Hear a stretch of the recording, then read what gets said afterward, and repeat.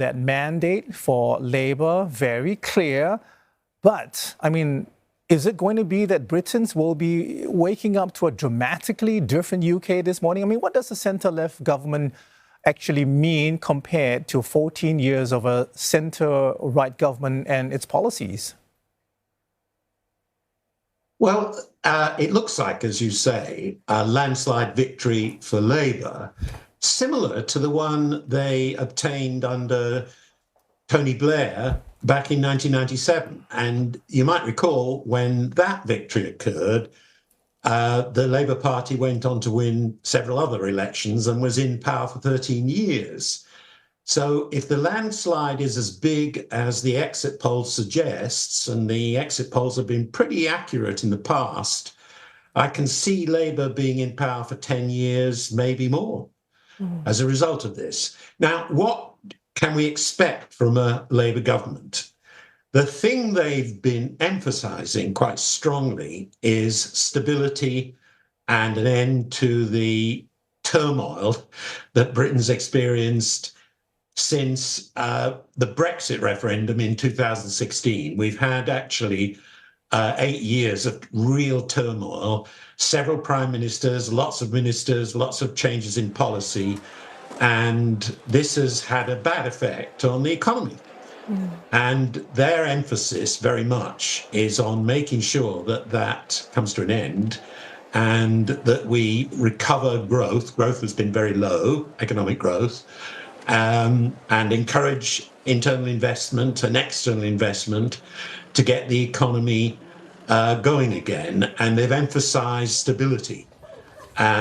So beyond that, they haven't made huge numbers of promises, but I think the atmosphere, especially relationships with the European Union, will be greatly improved by Labour government because they've been poor under the Conservatives, and there's been a problem with relationships with the EU since that referendum. So I think we are seeing a sea change, and it might last for a long time. And hopefully, given that we're recovering, as the rest of the world is, from COVID, we're recovering somewhat from the Brexit referendum and, of course, the continuing war in the Ukraine has affected the economies throughout the world. If these things can be resolved, then I think things can get better for Britain under Labour. Professor, by Friday, Mr. Sunak is likely to be ousted from Downing Street, with his Conservative Party facing its most severe crisis in with over a century. What's next for them, and how might the party redefine its strategies to, regain political relevance and voter trust in the future? Well, one of the unique things about this election is that for the best part of 100 years, the right in British politics, the centre-right, has been unchallenged. The centre-left has been divided between the Liberals, as they originally were called, and now Liberal Democrats, and Labour. And that's helped the Conservatives a great deal over the years. But this election is unique because that's changed. Now there is a new kid on the block, and it's the Reform Party, a radical right party advocating policies of low taxes and anti-immigration and so on. And this is a trend we've seen across Europe. Only the other day, the French elections proved a significant victory for National Rally. That's the equivalent, if you like, of Reform. And Alternative for Germany, which is also a radical right party, has done well in German elections. So we're seeing a trend in Europe towards support for populist radical right parties. And while Reform, the new party in Britain, won't have a large number of seats in the parliament, it will have important influence, and it's going to be in competition with the Conservatives about the way forward. And Conservatives have already been significantly divided between people on the right great supporters of Brexit, very big opponents of immigration, and more centrist conservatives. And now there's going to be serious competition between this new party, which is likely to get seats in the House of Commons, although not many, and the Conservatives in the future. So the Conservatives are really going to have to take the time over the next years, probably a decade, to rethink what sort of party they need to be. Historically, they've always been very pragmatic, changing with the times, willing to change policies and develop. But now they've got a competitor, and we'll see whether this pulls them to the right or actually even splits them in the future. The future is bleak for the Conservatives. Professor Whiteley, I just want to pick up on this particular point about the shifts that we have been seeing in Europe. The fact of the matter is, I mean, if you think that Labour may hold on to power for the next 10 years, they have the country that has shifted, if you like, to the left, while the rest of Europe has shifted slightly to the right, as you pointed out earlier. I'm trying to understand the implications for the UK and for the Labour Party at this particular point in time, given the shifts that we're seeing. Well, I think the challenge, and this applies to Europe as well as to Britain, is what kind of new policies emerge and are they successful? The key to electoral success really is not the promises that parties make in their manifestos. Parties all over the world make promises. But the electorate is increasingly sceptical about these promises. What they want to see is delivery. If Labour is successful in delivering prosperity and growth, then it will do well.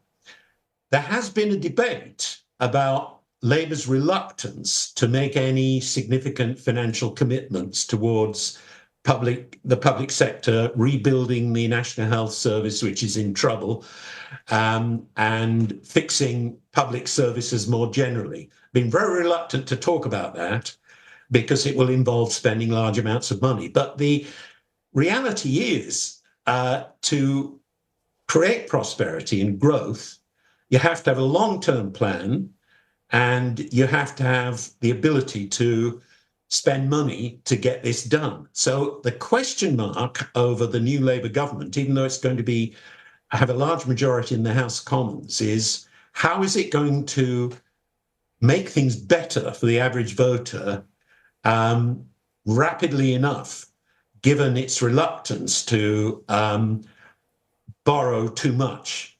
The lesson of Liz Truss's administration, which crashed the financial markets, looms large in Britain. And there's a very clear concern that that's not repeated.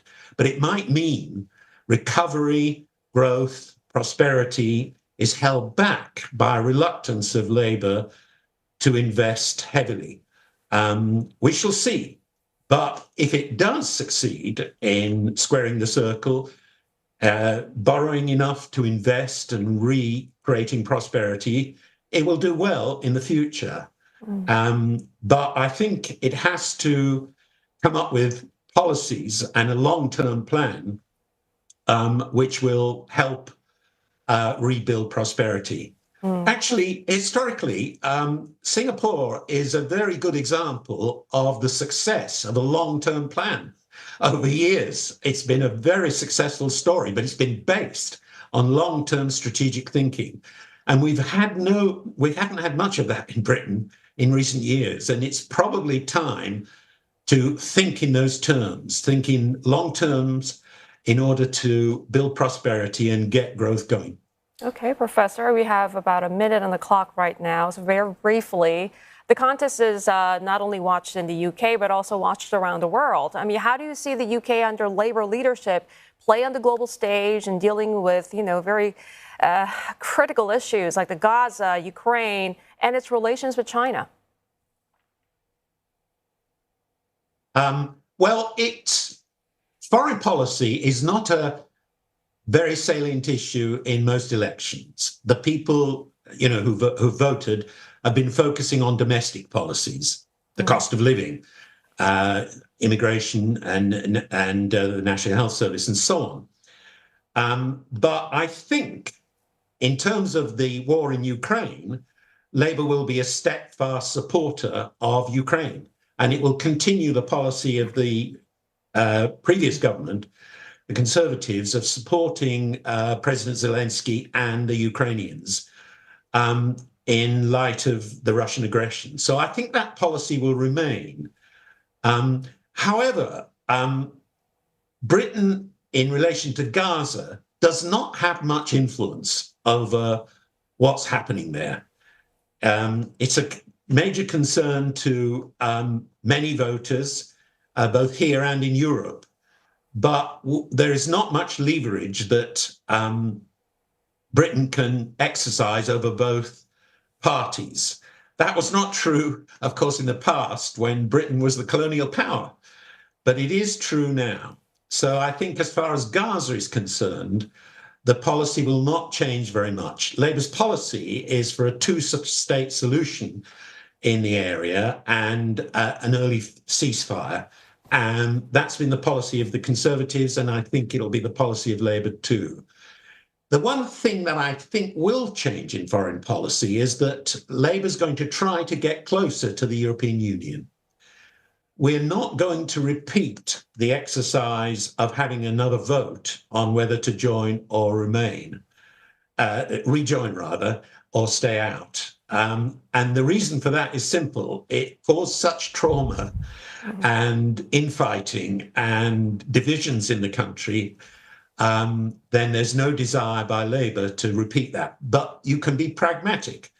You can take issues where we have a common interest in working together with the European Union. Security is one example of that. Trade relationships are another example. And so it'll try to, on a case-by-case basis, get closer to the European Union and patch up some of the disputes that occurred when the referendum took us out in 2016. Professor Whiteley, just very quickly, is Keir Starmer going to be given time? I mean, does he have a honeymoon period, or is he expected to deliver fairly quickly? I think he will have a honeymoon period, but at the same time,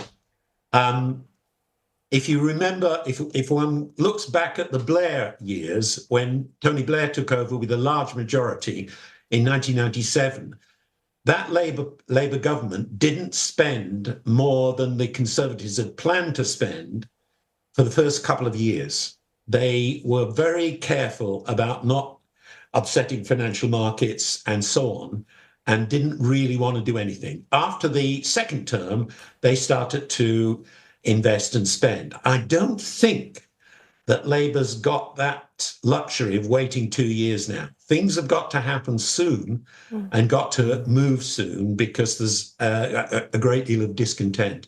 Right. Most of the discontent in Europe with the rise of radical right parties is attributed to economic deprivation. Some of it is about identities, of course, people worrying about their national identities and so on, but it's mainly about economic issues. Right. German economy's not been very successful in the last couple of years, although in the longer run it has been. And the French economy similarly. So it's economically driven. And parties that are incumbent, if they want to challenge the shift towards populism, they have to produce results soon, not overnight, but they have to be seen to be doing something different and moving the countries forward. That applies to Britain, but it also applies to the other major European Union members. Right. Professor, understood. We are out of time, I'm afraid, but thank you so much for staying up to talk to us. Appreciate it very much. Emeritus Professor Paul Whiteley from the University of Essex.